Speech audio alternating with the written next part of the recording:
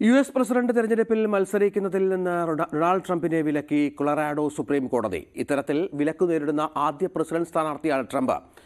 US parliament സമുച്ചയമായ ക്യാപിറ്റോളിൽ 2021-ലുണ്ടായ പ്രതിഷേധത്തിന്റെ പശ്ചാത്തലത്തിലാണ് വിധി.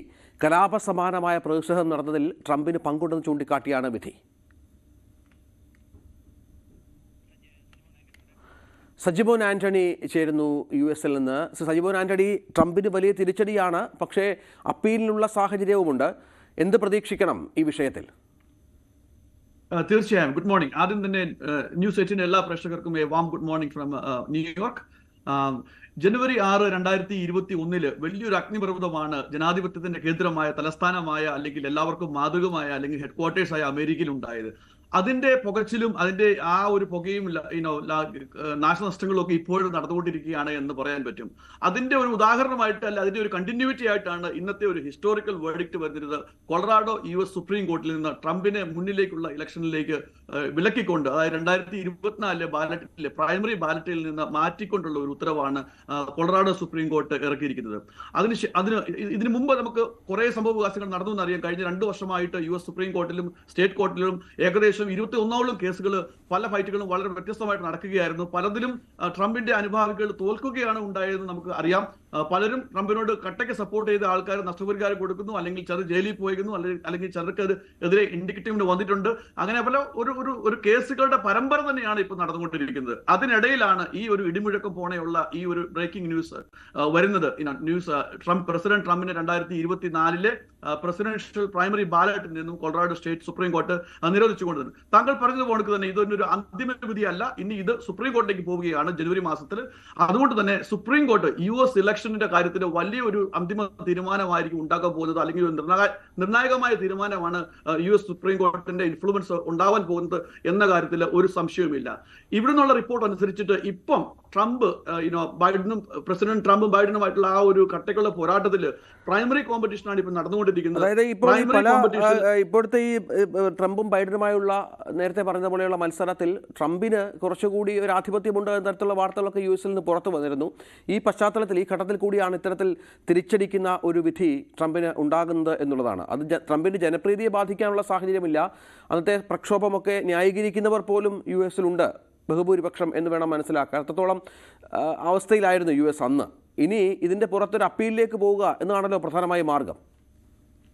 തീർച്ചയായും കോടതിയിൽ ഒരു വലിയ യുദ്ധമാണ് 2024 വരാൻ പോകുന്നത് എന്നുള്ള കാര്യത്തിൽ ഒരു സംശയവുമില്ല. ട്രംപിന്റെ ജനപ്രതിനിധികൾക്ക് ഇങ്ങനെയുള്ള വേർഡിക്റ്റുകൾ അല്ലെങ്കിൽ ഇങ്ങനെയുള്ള നെഗറ്റീവ് ന്യൂസ് കൊണ്ടിട്ട് ഒരു മങ്ങലും ഉണ്ടാവാറില്ല. അതാണ് ഹിസ്റ്ററി തെളിഞ്ഞിരിക്കുന്നത്.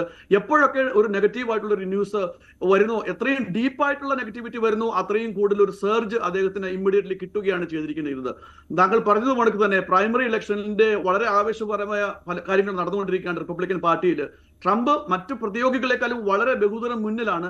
അവരെയൊക്കെ 20%, 30%ലേക്ക് മുന്നിൽ നിൽക്കുകയാണ്, അൺബീറ്റബിൾ ആയി മുന്നേറിക്കൊണ്ടിരിക്കുകയാണ് എന്നുള്ളതാണ് വസ്തുത.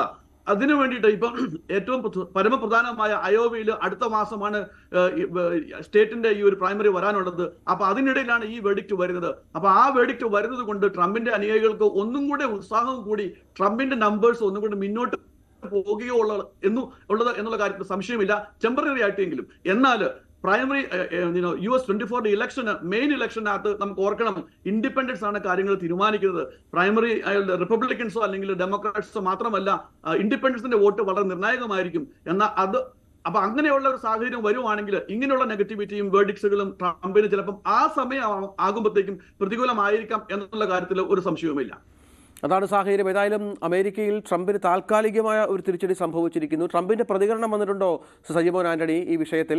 അദ്ദേഹത്തിന്റെ പാർട്ടി നേതാക്കൾ ആരെങ്കിലും ഇതുമായി ബന്ധപ്പെട്ട് സംസാരിച്ചിട്ടുണ്ടോ? രണ്ട് ക്യാമ്പയിൻ, ട്രംപിന്റെ ക്യാമ്പയിൻ ഇമ്മീഡിയറ്റ്ലി അതിന് പ്രതികരിക്കുകയുണ്ടായി. കാരണം ഈ ഒരു ബ്രേക്കിംഗ് ന്യൂസ് വരുമ്പോൾ തന്നെ അദ്ദേഹം അയോവയിൽ ഒരു കോക്കസ്, ഒരു വലിയൊരു റാലിയെ അഭിസംബോധന ചെയ്ത് പോഡിയത്തിലേക്ക് കയറിയ ഒരു മൊമെന്റിലാണ് ഈ ഒരു ബ്രേക്കിംഗ് ന്യൂസ് വന്നത്. അപ്പൊ അദ്ദേഹത്തിന്റെ ഒരു ക്യാമ്പയിൻ അല്ലെങ്കിൽ ഒരു റെട്രിക് എന്ന് പറയുന്നത് വളരെ ഡീഫിയന്റ് ആയിട്ടുള്ള ഒരു ഇതായിരുന്നു. ഡെമോക്രാറ്റിക് ഇൻസ്റ്റിറ്റ്യൂഷൻ ബൈഡൻ അഴിച്ചുവിട്ടിരിക്കുകയാണ് അദ്ദേഹത്തിനെതിരെ, വേട്ടയാടുകയാണ് അദ്ദേഹത്തിനെതിരെ. അപ്പൊ ആ ഒരു പോയിന്റിലേക്കാണ് അവർ അതിനെ കൊണ്ടുപോകുന്നത്.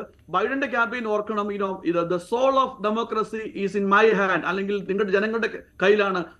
അമേരിക്കയുടെ സോൾ ഓഫ് ഡെമോക്രസി രക്ഷിക്കണമെങ്കിൽ ഡെമോക്രാറ്റിക് പാർട്ടി ഇലക്ട് ചെയ്യണമെന്നാണ് ബൈഡന്റെ മുദ്രാവാക്യം. അപ്പൊ അതിനെ തിരിച്ച് ഫ്ലിപ്പ് ചെയ്തിട്ടാണ് ഇപ്പോൾ ട്രംപ് ക്യാമ്പയിൻ ഉപയോഗിക്കുന്നത്. സോൾ ഓഫ് ഡെമോക്രസി ബൈഡന്റെ കയ്യിലാണ്, പക്ഷെ അത് ഇങ്ങനെയാണ് ഉപയോഗിക്കുന്നത്. അപ്പൊ ഇതിനകത്ത് ഭരിക്കുന്ന കക്ഷിയുടെ ഒരു ഇടപെടൽ നടന്നിട്ടുണ്ട്. അത് മുന്നേക്ക് ഉണ്ടാകും. അതുകൊണ്ട് തന്നെ ഡെമോക്രാറ്റുകളെ വിജയിപ്പിക്കരുത്, ബൈഡനെ വിജയിപ്പിക്കരുത്, സോൾ ഓഫ് അമേരിക്കയെ രക്ഷിക്കണമെങ്കിൽ ട്രംപിനെ വിജയിപ്പിക്കണം എന്നുള്ള ഒരു ഫ്ലിപ്പ് ആർഗ്യുമെന്റുമായിട്ടാണ് അവരുടെ ക്യാമ്പയിന് വന്നിരിക്കുന്നത്. ഏതായാലും 2024 വളരെയധികം കലുഷിതമായിരിക്കും.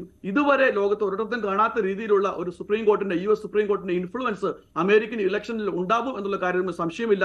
ഇതിനു മുമ്പ് US സുപ്രീം കോർട്ട് ഉണ്ടായത് 2000 പ്രസിഡന്റ് ജോർജ് ബുഷും അൽഗോറും നടന്നുള്ള കട്ടകളുടെ ഫൈറ്റിലായിരുന്നു. സുപ്രീം കോർട്ടിന്റെ വെർഡിക്റ്റ് ആയിരുന്നു ഏതാണ് അതിന്റെ അന്തിമ ഫലം നിർണ്ണയിച്ചത് എന്ന് പറഞ്ഞ പോണക്ക് തന്നെ വളരെ നിർണായകമായ ഒരു സ്റ്റേറ്റ് സുപ്രീം കോടതി വിധിയാണ്. ഈവൻ ദോ അത് സ്റ്റേറ്റിന്റെ ആണ് എങ്കിൽ പോലും ഓർക്കണം, ഇനിയും ഇതുപോലത്തെ സമാനപരമായ പല കേസുകളും പല സ്റ്റേറ്റുകളിലും ഇപ്പോൾ നടക്കുന്നുണ്ട്. അപ്പൊ അതിനൊക്കെ കോട്ട് ചെയ്യാനായിട്ടുള്ള ഒരു മാർഗവും കൂടി ആകും ഇത് എന്നുള്ള കാര്യത്തിൽ സംശയമില്ല. ഏകദേശം 147 പേജുകളോളം ഉള്ള ഒരു വെർഡിക്റ്റ് ആണ് ഈ കോർട്ട് ഇറക്കിയിരിക്കുന്നത്. 7 പേരിന്റെ ഒരു ബെഞ്ചായിരുന്നു, സിംഗിൾ ജഡ്ജിന്റെ ബെഞ്ച് അല്ലായിരുന്നു, 7 പേരിന്റെ ബെഞ്ചായിരുന്നു. അതിനകത്ത് 4 പേര് ഈ വിധിയെ അനുകൂലിക്കുകയും 3 പേര് ഡിസന്റ് ചെയ്യുകയുമാണ് ഉണ്ടായിരിക്കുന്നത്. നിസ്സംശയം പറയാൻ പറ്റും ഇത് ഒരു പുതിയ വഴക്കിലേക്കുള്ള, അല്ലെങ്കിൽ പഴയ വഴക്കിനെ ഒന്നും കൂടെ ആർജവത്തോടെ 2 രീതിയിലും ഫൈറ്റ് ചെയ്യുന്ന ഒരു രീതിയിലേക്ക് കൊണ്ടുപോകത്തക്ക രീതിയിലുള്ള ഒരു പുതിയ രീതിയിലേക്ക് ഒരു തലത്തിലേക്ക് കൊണ്ടുപോകും എന്നുള്ള കാര്യത്തിൽ ഒരു സംശയവുമില്ല. നന്ദി ശ്രീ സജീമോൻ ആന്റണി, താങ്കളുടെ ഈ പ്രതികരണത്തിന്, ഈ വിഷയത്തിലുള്ള വിശദീകരണത്തിന്. അദ്ദേഹം US നിന്നാണ് ഡൊണാൾഡ് ട്രംപിൻ്റെ കോടതി വിധിയുമായി ബന്ധപ്പെട്ട വിശദാംശങ്ങൾ പങ്കുവച്ചത്.